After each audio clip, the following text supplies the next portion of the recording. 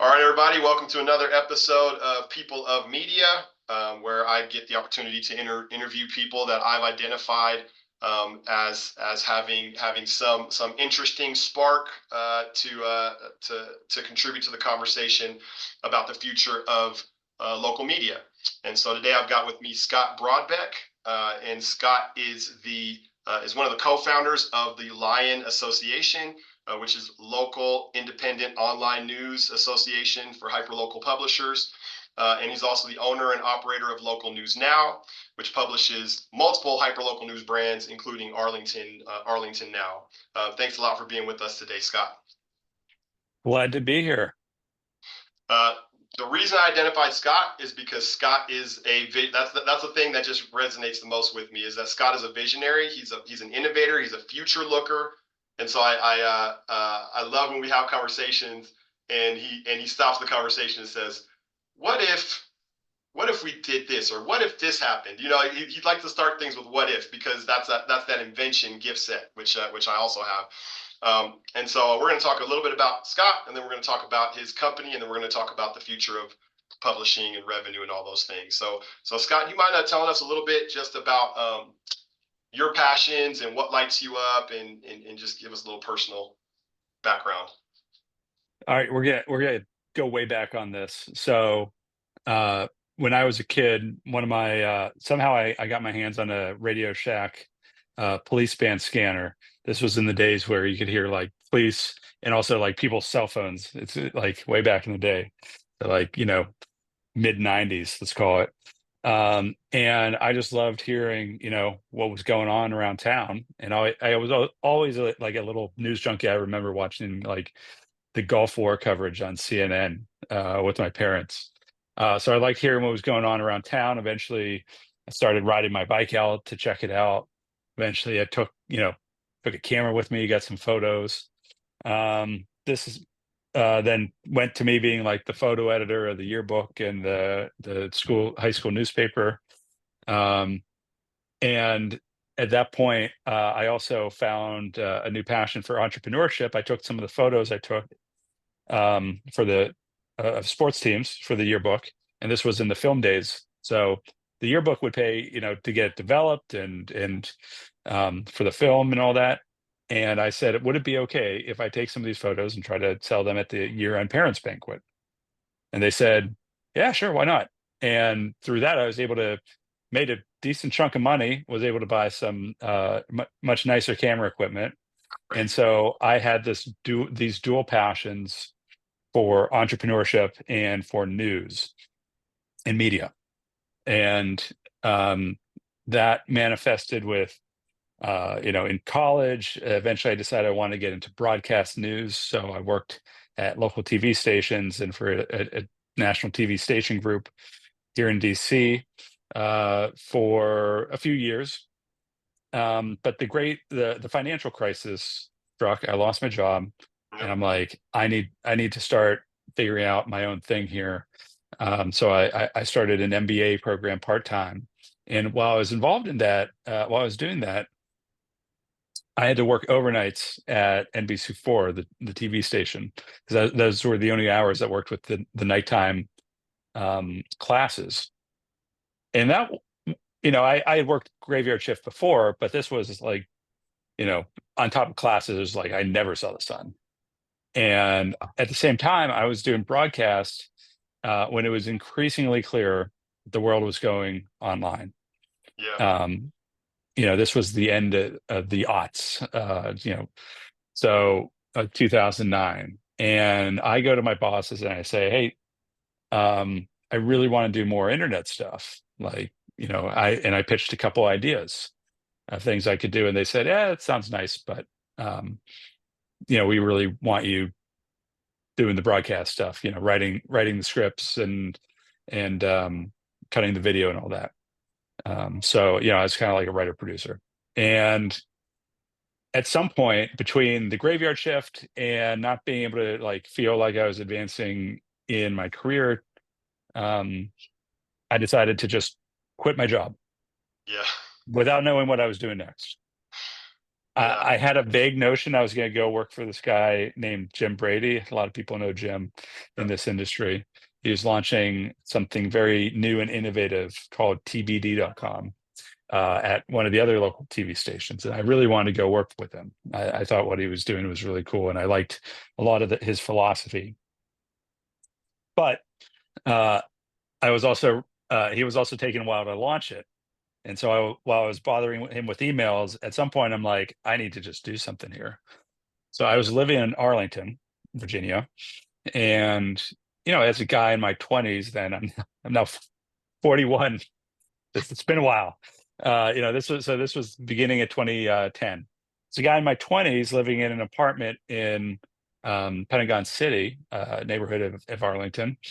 The local paper in Arlington, the local weekly paper, was not publishing stuff that was of great relevance to me. I Hmm. wanted to know, where to go out at night, what to do. I wanted to hear more about the breaking news that was happening. Public safety type stuff.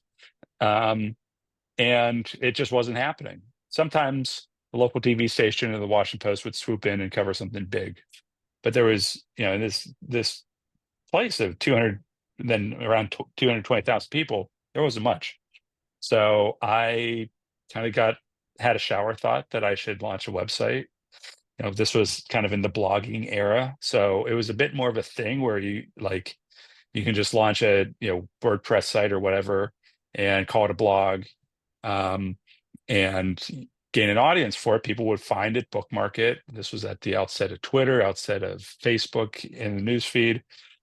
So it was this kind of unique time where you can grow something like this. And I never saw it as a blog. I always saw it as a news website. I thought Yeah. blog had a connotation to it where it was more opinion based. And I from the outset, wanted this to be about the news. Not like it didn't have to be super serious news. I'd cover serious stuff, but I'd also cover, the travails of a local restaurant wanting to put out a sign that didn't comply with county ordinances. Yeah. Not the most weighty stuff in the world, but we'd cover it all. And so I saw it as a news website. I never actually used my name in the bylines. I didn't want to make it about myself. I just wanted to make it about the community. And to fast forward a little bit, I launched, despite being in an MBA program, I launched it with absolutely zero business plan. Might not speak well of myself. It's not a reflection on McDonough and Georgetown where I was going. It was more on myself, but no business plan. But what happened was we gained an audience, and people really responded to what I was it was me at the time. We added people later. Was putting out, and eventually that audience grew big enough that advertisers took notice. Local businesses, they started contacting us. How do we advertise? And by year one, I had moved to a cheaper apartment. I was eating lots of ramen, but I had reduced my expenses and increased my revenue to the point where I was basically breaking even. Yeah. And it kind of grew from there. Eventually, we took on some staff. We did some expansion. Some of the expansion didn't work. Some of it did.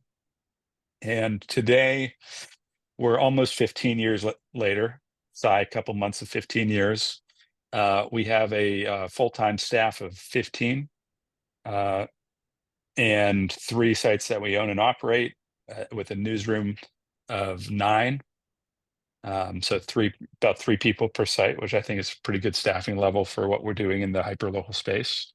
Yeah. And then we have a business team as well that most of our revenue is through selling ads, though we do memberships and other stuff. And we also partner with 3 other local news publishers in the DC area. So they'll publish the news articles, we host their site and help sell their ads. In some cases, we sell all the ads. In some cases, we kind of are in a supplementary role to some of their existing sales activities. But in all cases, we're helping to make those sites more viable. We're stronger together. We get more regional advertising, and they don't have to worry about all the tech stuff, which, you know, it having a basic WordPress site with low traffic, pretty easy. Yeah. Having a full featured monetizable local news site that serves 2 million page views a month, which is what at least two of our partners are doing, is a lot bigger of a deal. So, we kind of solve that for them. They get to focus on the content and the audience. And that's really, what I found is the big thing that makes this whole thing go round is the audience. You need to have a sizable, engaged audience. And once you have that, all sorts of things are possible on the business side. You still need to execute on the business side. You still need to, you know, be serving customers, whether they be readers or advertisers or both. But the audience is the main ingredient here. And that's what, our partners have. That's what we have. And we've been able to build a business out of it. And it's been a journey, man. I got to tell you, it's kind of crazy. That's 15 years, and you might hear my kids in the background. They're home for the day. I was far away from being married in a house with kids when I Yeah, started this thing, but here we are, 15 years yeah, later. man. And how grateful are you for this thing that has supported you now for the last 15 years, right? Um, Yeah, you know, uh, there is a class of people who just like probably cannot exist in the regular employment world, yeah, and I was one of them. I didn't last much more than a year at any job before I started. Either people started getting sick of me, or I got started getting sick of the situation. To be clear, I think it was mostly the me wanting to move on. yeah, But yeah, I have an independent streak for sure, as a lot of entrepreneurs do. So yeah, I kind of wanted to do my thing, and maybe that didn't. Uh, Maybe the people, now I have a lot more sympathy for it, but maybe yeah, my managers were a little less sympathetic for my, all my ideas and different ways of doing things. yeah. Yeah. Well, I think even what you're describing, right? Like when you're a big dreamer, right? It's hard to fit in other people's boxes, or it's also hard to come under someone else's dream when you have dreams that may even surpass the dreams that they have you helping them with. So I think that's probably a feature of most entrepreneurial people is like we have a hard time kind of fitting within boxes, not because the boxes are bad, but because man, you're built to do big things. So let me ask you about your. And Oh, go ahead. yeah, and also, looking for efficiencies and not accepting that a given way of doing things is the way of doing it. Like, our brand of local news coverage was not like what was in the local papers. It was not like what was in blogs. It was not exactly like what was on TV. It's kind of a hybrid of all those things. Yeah, And so people like would have a hard time classifying what we were, because we didn't conform to the preconceived notions of what certain types of media should be. But you know what, in the end, I think that served our readers really well. And I'll just give you one quick example of how I didn't work in the world of legacy media. So I was working for a bureau of a TV station group, and we had a papal visit coming to DC, and we had to go measure the cable run from the satellite truck to where the camera position would be. And I was given this task, and rather than go out, there was like a device, like a physical device that you use to count the feet. And it needs to be approximate. It doesn't have to be exact. But rather than do that, I went on Google Maps and I measured on Google Maps. I figured out the conversion, yeah, and I did that instead. And I got called out on it for not, going physically to this place. And so my boss was upset. She sent someone else out to do it. And, my measurement was within, I don't know, 5 feet of what it turned out to be, like not well within the margin of error. But that's just an example of, yes, I I couldn't bring myself to go out knowing that like you could just do it this way. yeah. You click a button and you've got the data right there. Oh man, Yeah. Yeah. yeah. So so I keep focusing in on this idea that you had a shower thought. Because I think I have shower thoughts all the time. I think people that are, you know, watching this have shower thoughts all the time. And every once in a while, it turns into something, right? I've had 10,000 ideas in the shower. Specifically the shower. That's a place where ideas come to me. Um, what was it that enabled you to take it from the shower into real life? And there's a sub question to that. Are you a person who is a high achiever? Like you personally just have a lot of willpower to make things happen, so to dream and to make them happen? Or was there something special about your surrounding circumstances that allowed you to get the traction that you got to create this great organization out of nothing? So I think there are a number of traits that go into this. So one is being relentless about pursuing goals Yeah, and finding it personally rewarding and fun to pursue it. You got to love do it for the love of the game yeah, sometimes. Where, we'll spend months trying something. And if it doesn't work, you know, I, yeah, it kind of sucks that it didn't yeah, work. But on the other hand, the journey of getting there and trying these things in and of itself is like interesting to me.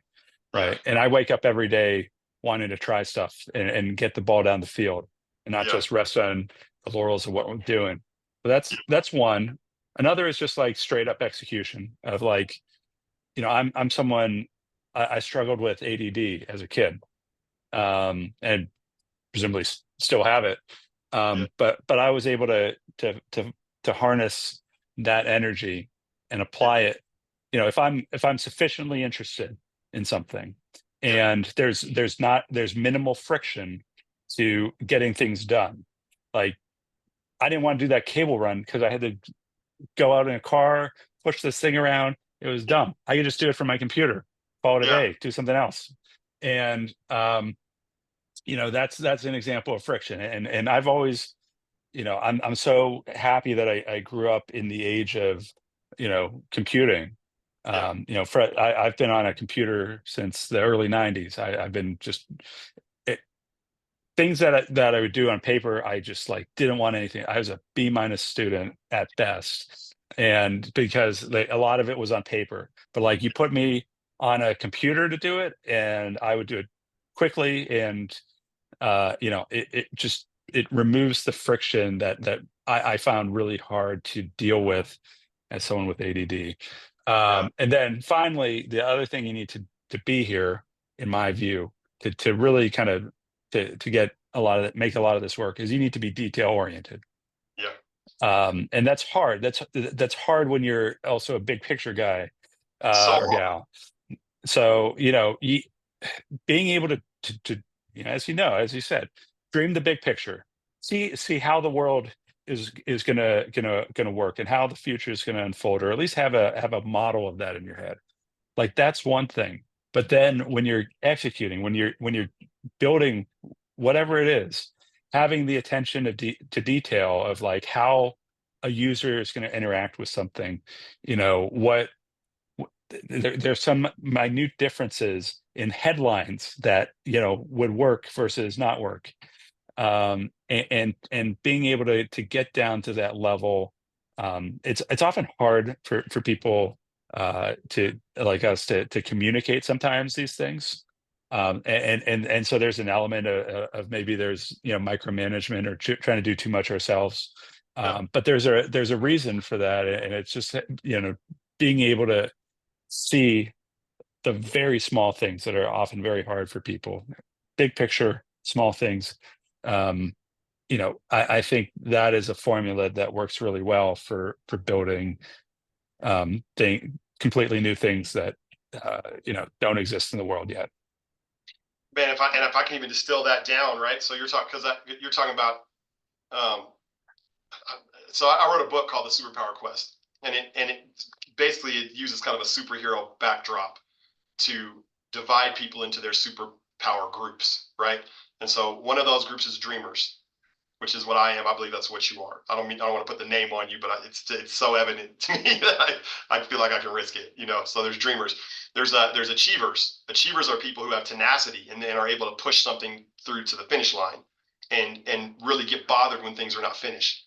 And then there's organizers. There's six of them total, but I'm just going to get into three. Organizers are people who hate inefficiency and they love systems and they love standard operating procedures and everything to be documented and everything to be just right.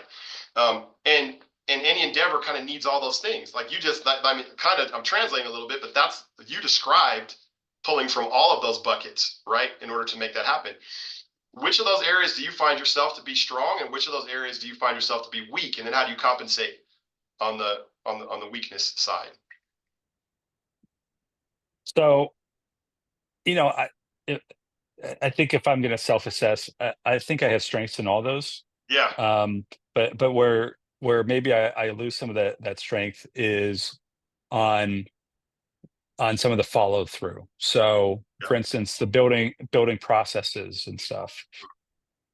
It's very I really need to dig deep to yes, get into that, yes, and then to really map it out in my mind, and then even deeper to put it down on paper and communicate it with my team.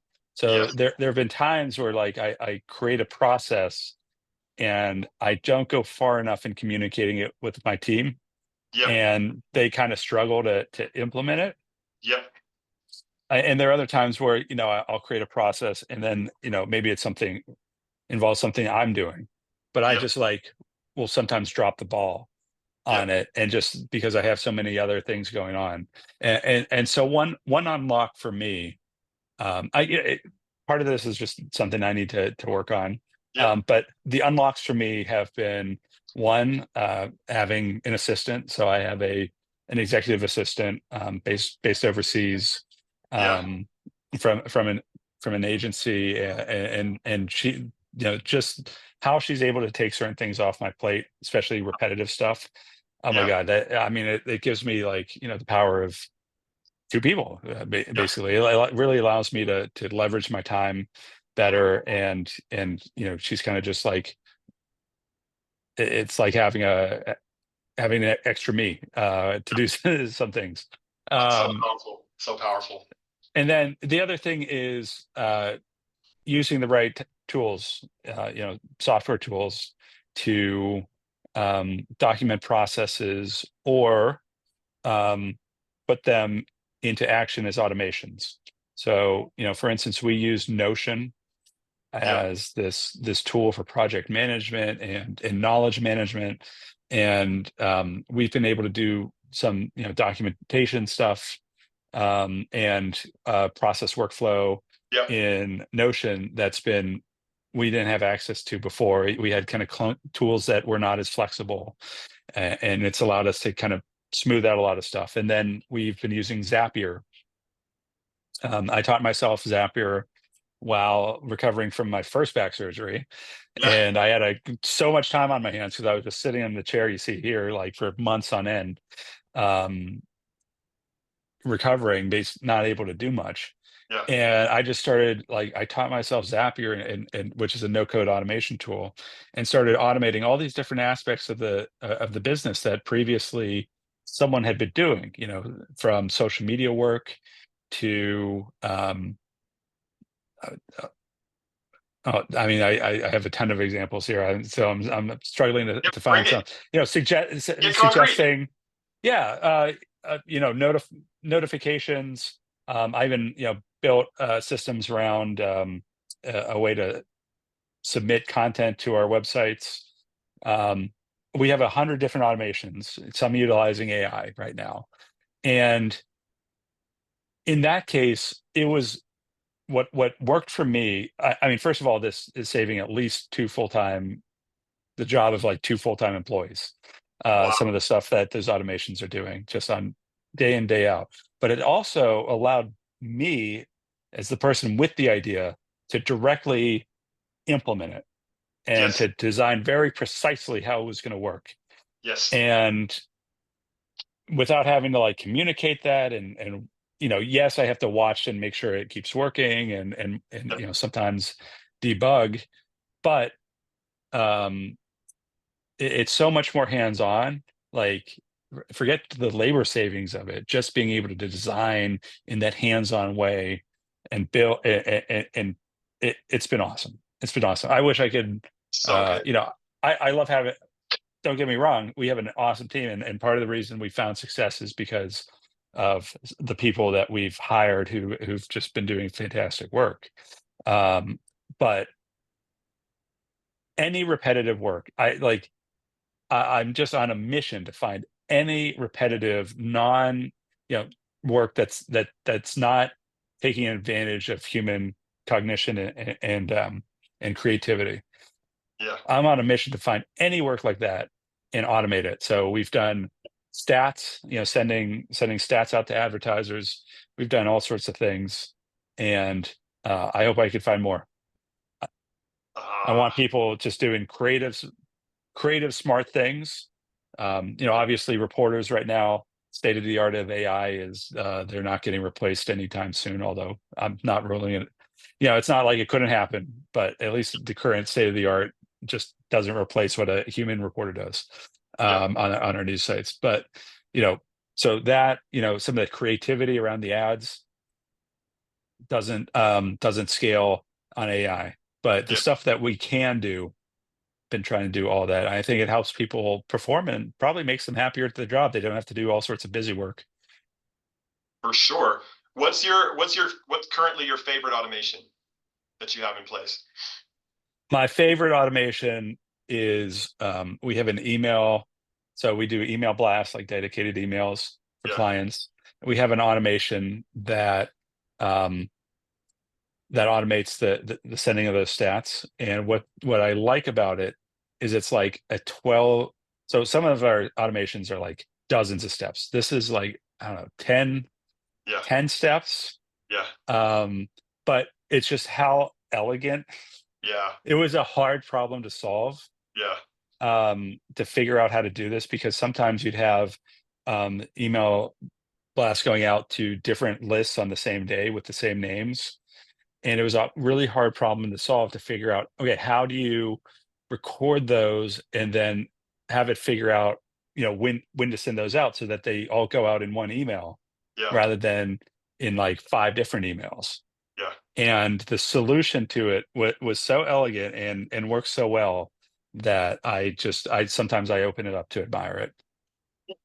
But I love it. I love it. not Matt, all of them are like that. Some of them are just ugly brute force, lots of steps and paths. But this one somehow is just a straightforward, um, with figuring that kind of thing out is gives me great joy. yeah. Yeah. Yeah. I'd say my favorite right now is because I do a lot of brain dumps. So I use Google Notes and I mean Google Keep, which is just a really basic note app. But I probably have thousands of notes in there. And inside of those notes are ideas. Like a lot of times I'm just generating. In the shower. I have my phone hanging in a Ziploc bag next to me in the shower, so I can dictate while I'm in the shower. What's going on.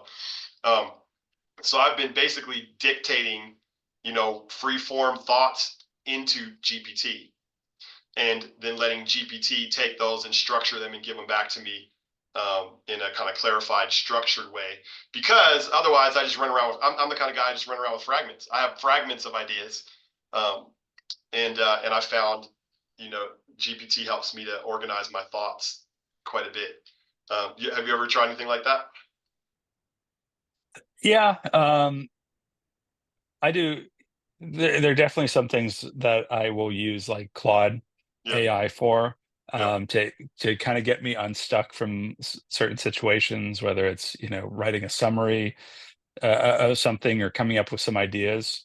yeah, And it's great because with the kind of ADD tendencies here, the best way for me to work is to like get knock out one chunk of work and then the other chunk of work, and just kind of you get this in this flow state. yeah, And when there's something that blocks that, yeah, you get hung up. Either I'll get distracted, or I'll just spend a long time trying to figure this out. And the AI lets me get unstuck from a lot of those situations, yeah, and that's really valuable. I haven't done the organizing notes and all that, some of that stuff. It does do the note taking from meetings for me, Yep. which is good. It's not necessarily that I like really need that. Yep. Um, so I only use that occasionally, Yep. but it's the that's always in the back of my mind as a worry Yep. that something will be said during a meeting and I'll Yep. forget it. And so as a result, like I would freak out if I don't take proper notes. But now that the AI is taking the notes for me, I get to just like not freak out about that. Show You know, up. that doesn't add to the mental load. And that's Yep. what a lot of the automations do is it reduces the cognitive load of all these little things Yep. that really add up and kind of stifle productivity. Yep. Yeah. I gotta tell you, I admire the way that you think about work and the way that you think about, I think, the point and the usage of technology in that journey. And so let me zoom out a little bit. Like I said, you're a big dreamer. You have big ideas. You want to accomplish big things. Your biggest blockade or challenge as a person like that is actual execution, because some of these things are so big. How am I even going to get it done? How am I even going to get a little bit of it done? Right? Like, and it can be frustrating. And the way that you've removed the bottleneck of that frustration is through two things. You've got an executive assistant, so you've got a human, an organized human, who you're now partaking daily of the benefits of an organized human who has a super, I'm assuming, a super helping of that gift to organize and achieve. And you're also leveraging technology to get rid of the blockade between ideation and action, right? Because technology is now taking the load off of you. You're automating everything that can be automated so that more of your what you dream can actually get traction on the ground and start to run forward. Um, which I think, There's another component of this. what is it? There's another component of this, and that's that you need to is the breaking down of large projects or ideas into component tasks Yeah, and kind of MVPs, like minimum viable products. yeah, So where I struggle with is if I have like a really big task, just getting a really big project or something that where it's just like I want to get from here to there, but up this mountain, but I don't have the stairs. I don't yeah, have the steps. yeah, It's really hard for me to get started on that. yeah, On the other hand, if I can break it down and say, okay, here are like a few things I need to do, and it's going to get us to, the good enough spot to launch this. yeah, And then we can kind of see how that goes and then improve on that over time. So the current example I have is we're doing a Reader's Choice Awards on one yeah, of our sites.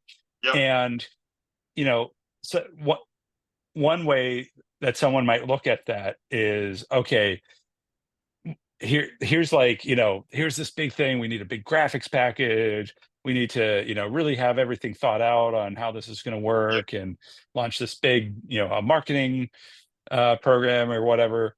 And like you could go really big on the idea and how you're going to do it.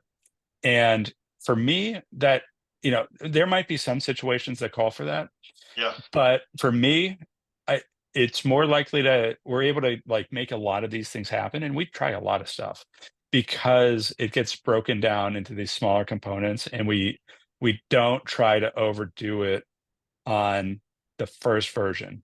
We'll yeah, create the first version, yeah, see if people like it, and then like work on making it better.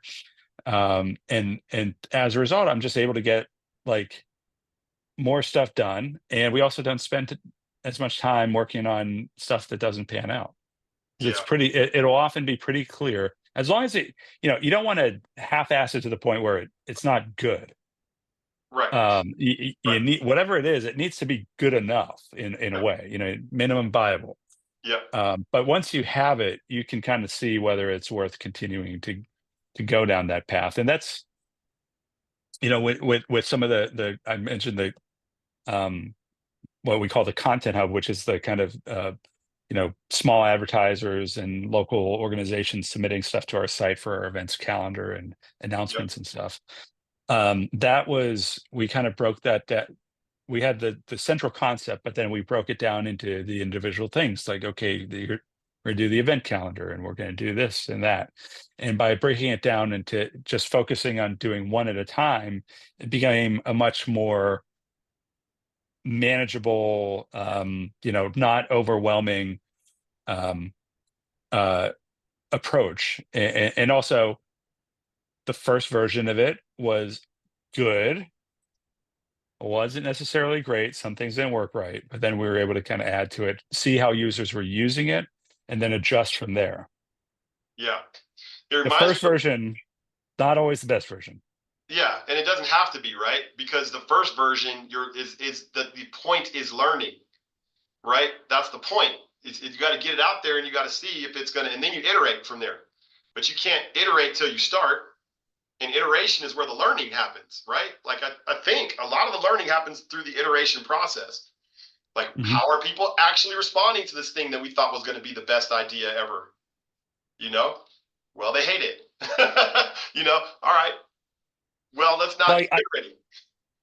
I know I don't have all the answers, and there are different ways of doing things, but I'll see other online local news publishers who might be launching. There's one recent in DC that recently launched, but they announced that they were launching it like earlier this year, and it took months to launch it. And maybe that's going to work out for them, maybe it won't. But for me, when I had the shower thought that I should do this thing, um, I stayed up all night that night, created the website, and the next day started like reporting out news. Um, Are you kidding me? That's insane.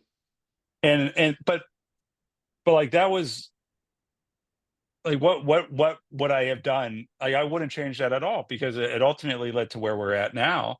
Right. And yeah, like the website, if you look at it now, like wasn't great, wasn't exactly my finest design work. I designed it myself based on a template. Yep. The logo's changed. The name has stuck. I Yeah. actually, was like at a bar with some friends, and I'm like, "Hey, I'm thinking of launching the site. Here's the name I'm thinking of," because it's kind of short. So, short domain names typically, tend to do good, especially when at this point people would like type it in. Yeah. And they're like, I don't know about that. That's kind of a weird name, but I Yeah. went with it, and now it's our entire brand. Yeah. Um, but like if I had waited 6 months while I was doing lots of thinking about the business plan and about what we were going to cover, and going out there and talking to people, what do you want? The internet is a machine that allows you to know what people want Yeah. right away. Yeah. Now, sometimes there's factors of marketing, and like you can kind of fail. There could be a failure to launch that's not based on the product; it's based on how you go to market. Yep. Um, but it, I I would encourage any publisher or any would-be publisher thinking Yeah. about launching a site, just go out and start reporting stuff. Start engaging your community immediately. Like, it's not hard to publish stuff on the web. You could start a Substack, or like Yeah. launch a WordPress site with a template tomorrow, Yeah. or today. You can do it today. Yeah. Just go out and start doing it, and then base the direction you go in on what you're seeing as feedback from your users, whether it's what they're reading. If the actual, sometimes they'll tell you they want things that they don't actually want, Yep. or they'll tell you that something you're doing, they'll say they don't want it, but yet it becomes clear that there is interest in it. Yep. So I don't over index on what people say. Look at what they do and use that to guide you along. You don't have to respond to every base impulse of your customers or audience. You want to build a brand that with a point of view, but you also don't want to be so set in stone after spending all this time thinking about it that you don't make the adjustments needed to find success. Yeah. It's such good advice. And we live in. I think that's the benefit and the excitement and the joy of the era that we live in, is that you can have an idea, and if you're willing to just start, you can, right? The technologies are available, and a lot of the stuff that was so hard 10 years ago, 20 years ago, impossible 20 years ago, you can do in one raw, one passionate session of inspiration. You can be started, right? You can like what you described. You're up all night. You create a site. I've done that before. I have a poetry site called slampoems.com, and kind of had the idea, and then I just was like, I'm gonna make it happen, and it's out there to this day. It's not a popular site, but Well, it exists. I think you also need to. There's also an element here of like you want to respond, and you don't want to like go after an idea for too long if it kind of proves that it doesn't have the juice Yeah, to make it. On the other hand, you do want persistence. Like this, there's a balance here, and it's really hard to figure out what the balance is. Because when I started ARLnow, nobody knew about it. Like I think I emailed people, like I would reach out individually to people like, please follow my site. you yeah, know, like yeah, it was a one, building it one by one, and it took a few months. It took a few months before like of me just like going out and doing this thing over and over again, reporting all these stories, and we'd get a trickle of readership, yeah, in the early weeks and months, yeah, and finally it started to snowball. More and more people found us. I kind of started getting a sense of what the audience wanted, and it went from there. And if I had just done it for a week and yeah. said, oh, nobody's reading this, I'm going to give up. You can't give up. No, You can't give up, and you have to keep trying to adjust.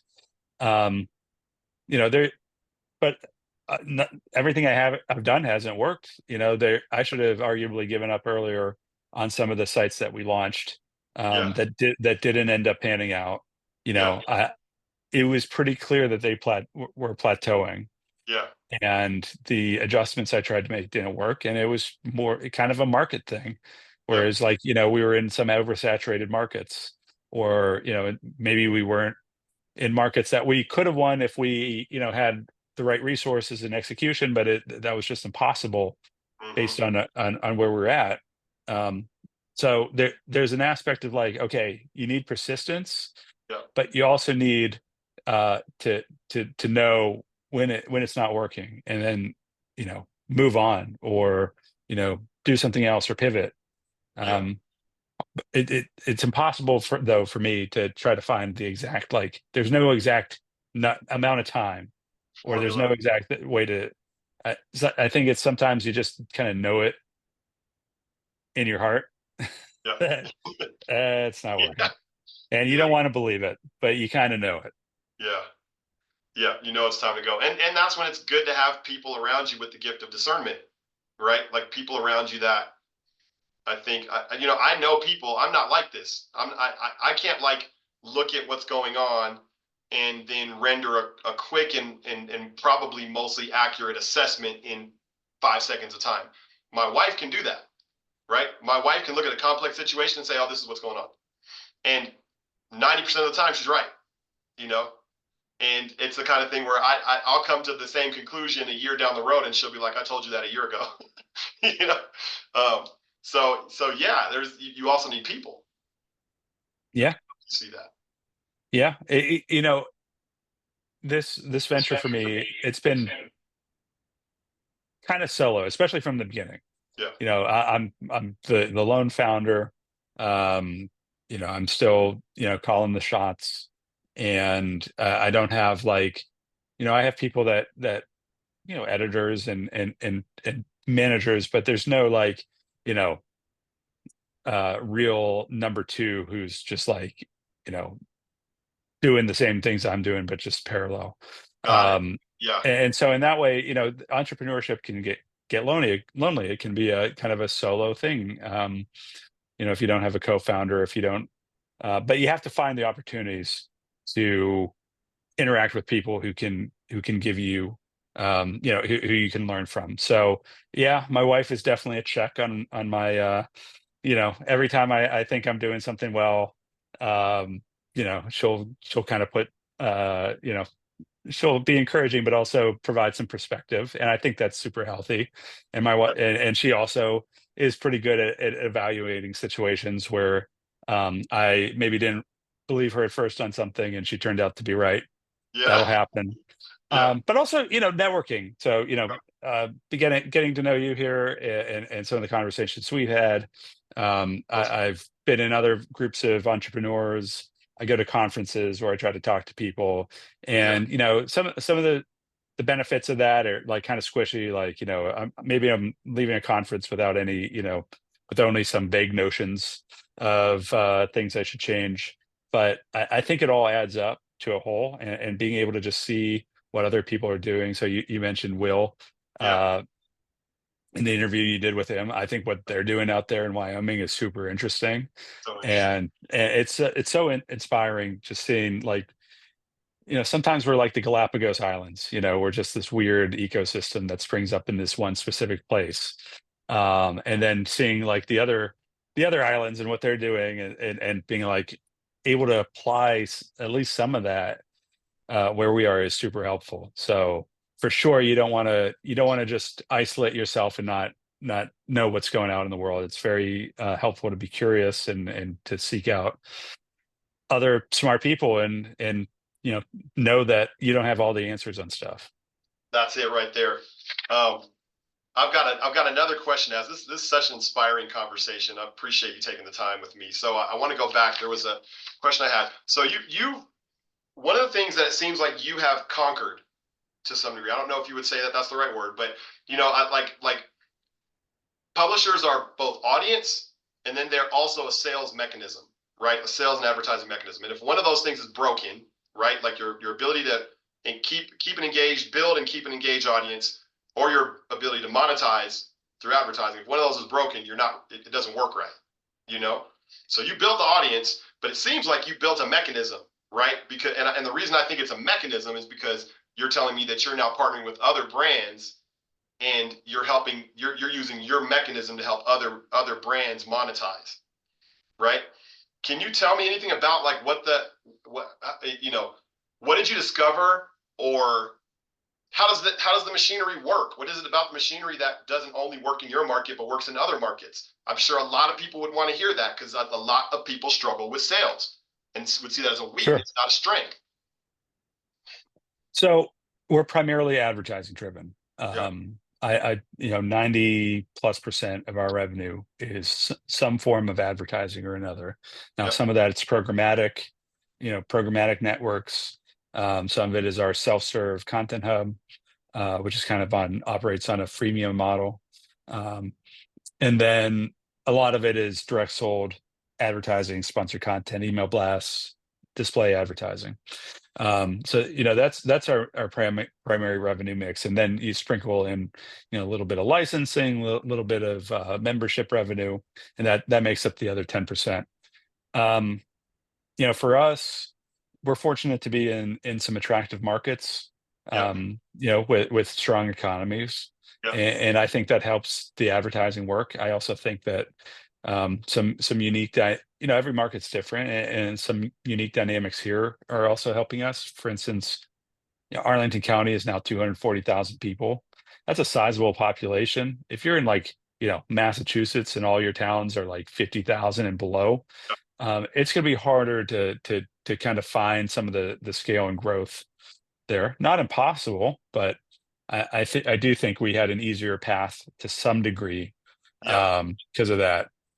Yep. But what really has, in my mind, has helped make us successful on the revenue generation side is on the content side. It's all, we're very audience focused. What does our audience want? What's useful to their daily lives? What do they want to read? What do they maybe not want to read as much, but they should know? And so Yeah. you get at least a brand credit for covering it. Yep. Um, we think in those dimensions, and then Yes. when it comes to serving our clients, you want to be in a client service mindset.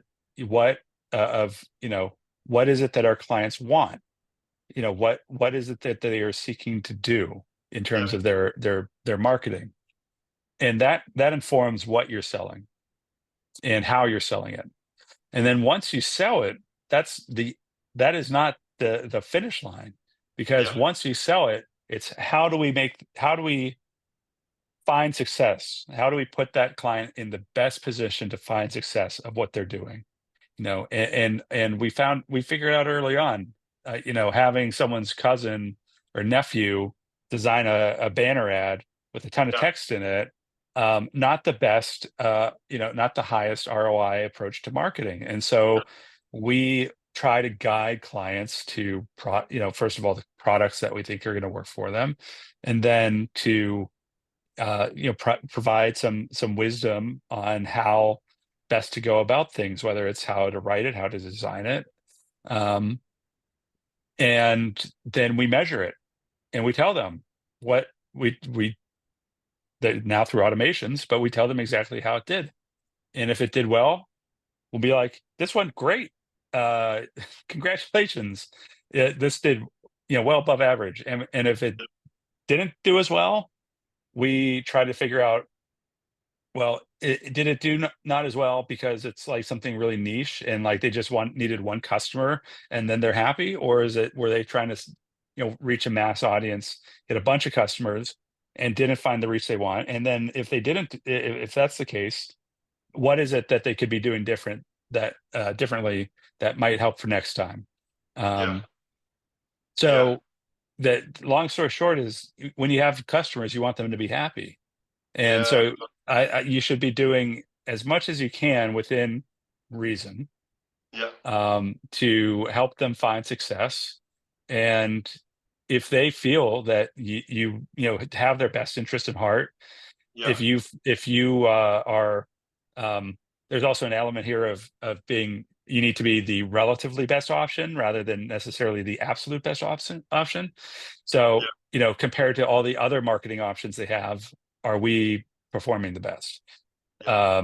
Sometimes I think you can get caught up in wanting absolute numbers, and you have to realize that the results of their marketing sometimes is out of your control because it's about message and their product. But if you are delivering the relative best results for them, then you've done your job. Um, so yeah, put yourself in the mindset of readers, put yourself in the mindset of clients, try to serve them as best you can, give them what they want, and try to make it the best possible thing for them. Yeah. you know, if your readers want, let's say, stories about what the police are doing in your town, there's probably you know, uh, there's a way you could do that would be like super tabloidy and probably not be necessarily healthy for your community Yeah. in high amounts.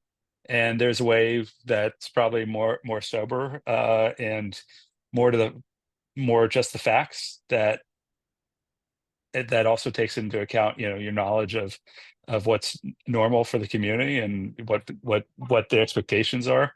Anyhow, that's getting into the weeds on stuff, but there's a lot of nuance here. I talked about attention to detail. There's a lot of nuance on all this stuff, Yeah. um, and just try to serve your customers and your readers the best you can, and do the do the do the right thing when you can, when it makes sense for your business. Yeah. Um, I think that I see a lot of other news websites out there that just pack it with like video ads and stuff popping up, and All the time, right? the So numbers might tell you sometimes that that's working. I think it's helpful. This is where the founder mindset comes in. It's helpful to sometimes be the check on the numbers, and to say, that's not what we're about. That's not what we're doing. Here's what we're doing. Here's what we're about. Here's how, here's how we build something that we like seeing out in the world, and um isn't trying to squeeze every last, you know, number, every last dollar, every last reader, every last email sign up. But here's a, thing that's good for our community that people like using. so good, man. That's so good. Is there? I want to ask one last question, but we're a little bit over, so I want to respect your time. And so we can close now, or I have one last sub question to that question. I'm happy. Let's keep it going. One Okay. last All right. one last sub question. Let's do it. So you just gave me, I think, the distilled down philosophy of sales. That is the reason you're successful. Kenny Katzgrau talks about this all the time, right? Like, it's not just did your ad go out on time?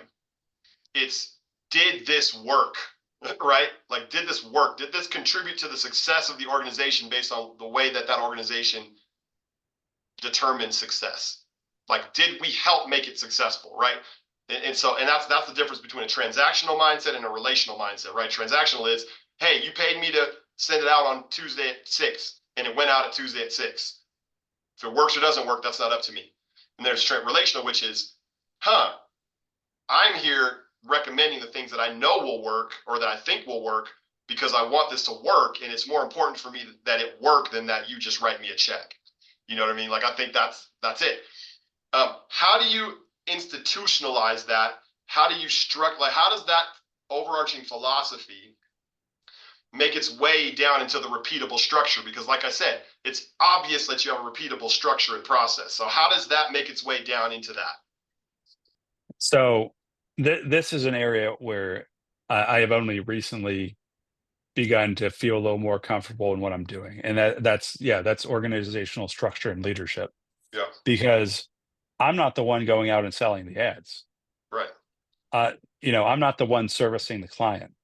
We have a team that does that. Yeah. Granted, it's not a huge team. It's right now 4 full time. Okay.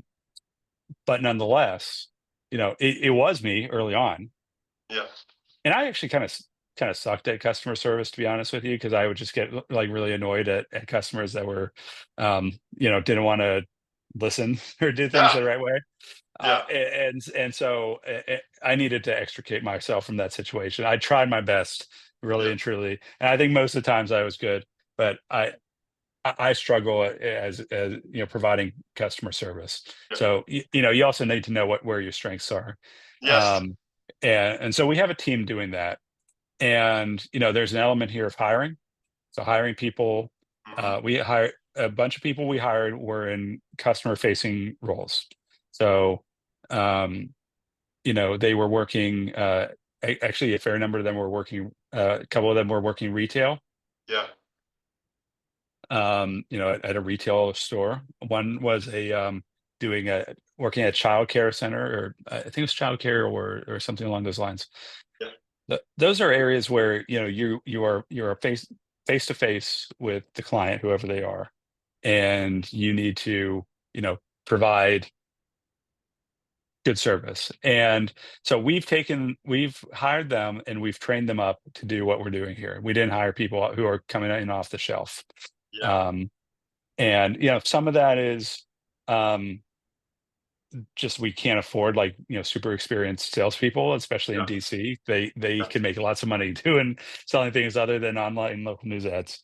Yeah. I think our people do pretty well, but if you want to go sell planes for Boeing, you're doing pretty well.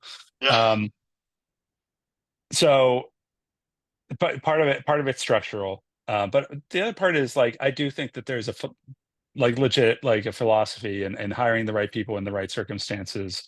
You get something out of that, and that's certainly worked for us. So there's a hiring aspect, Yeah. and there's a process aspect Yeah. of just making these into repeatable processes of like, okay, we're going to send the stats, and after we send the stats, we're going to check in with the client and say, hey, maybe we could do this next time, or wow, this went really well. So there's that. There's having the repeatable processes so that it's not just like someone has to remember to do something as a one-off every time. Like it's just like this is automatically happening. This is coming up in HubSpot as a ticket, Yes. and you're Yes. fulfilling the ticket. And Yes. then the other thing, and this is where I love that. I need learning. It's taken me a while. It's leadership. Yeah. It's setting the tone. So I'm not a big fan of meetings. I don't Yeah. like having meetings. We don't have we Our business team meeting is every other week, and then on the odd weeks we have an in person, but that's mostly the team and not me. Yeah. But you know when when we've had meetings, it's about setting the tone of because people they'll take cues off you. When you're in the leadership position, they will see how you treat situations, and Yeah. they will just like like I, the, I'd say my kids would do that, but these are two different things, colleagues and kids. Sure. But there's some commonalities here. Yeah. That they will see how you react to things, and then that is the tone they will take into their job. You're right. So if you hear a customer service issue, and hear about a client who was upset because it didn't work, and your response to that to your colleagues, instead of, well, it's on them, they created a lousy ad. Yeah. If that if your response is more along the lines of, well, they created a lousy ad, but we really should help them, Yeah. next time, try to come up with something that works with them. This is a Yeah. great local business. Um, Setting that tone, it's very much an intangible, because it's not a process, but it goes a long way. You as a founder, you create the personality for your business Mhm. from the outset. You really do. And you kind of you see examples of this all the time. You listen to some of the podcasts about people who have started businesses, and those businesses often will take kind of the personality, and have some of the same traits from the outset of their founding into decades in. Yeah. You talk about like a Costco, and how they treat their employees, and their kind of approach to things. I mean, that's set from the outset and repeated. um, you need to be doing the same thing. You as a leader need to set the tone, and tell show your people, demonstrate to them, through your actions, your words, what's important, Mhm. and how you're going to treat people. um, and I don't think I did a great job of it early on, to be honest with you. Yeah. But I've learned, and I think we're in a good place now. And it's to me, it's one of the hardest things to learn, because you can read all you want about it, but the Yeah. actual doing of it, and the kind of knowledge of how that infuses an organization, with these various traits, is something you kind of need experience on. I have so much respect for anybody who's started a company young and figured this out early. Yeah. It is not easy. It is not easy, man. Oh goodness sakes! I mean, that's the because right. That's the difference between appearing to be something and being something, right? Like so, I want to be a person who um, this isn't so focused on how do I want to have the appearance of character. I want to have the appearance of integrity. Like I'd rather just be a person of integrity, right? But that's harder. It's harder to be the thing that you right, like the thing that inspires people around you and that creates that culture of integrity and that culture of valuing the client. You have you like you're saying, and as a parent, you have to be the thing you want to call your kids into, right? You can't just say be this way because it's the best way to be. They're going to model what you are more than When anything else. can I say something about that real quick? Yeah, yeah, When when we were having our first kid, and she's 6 now, and we have another one, a 5-year-old. When we were having these kids,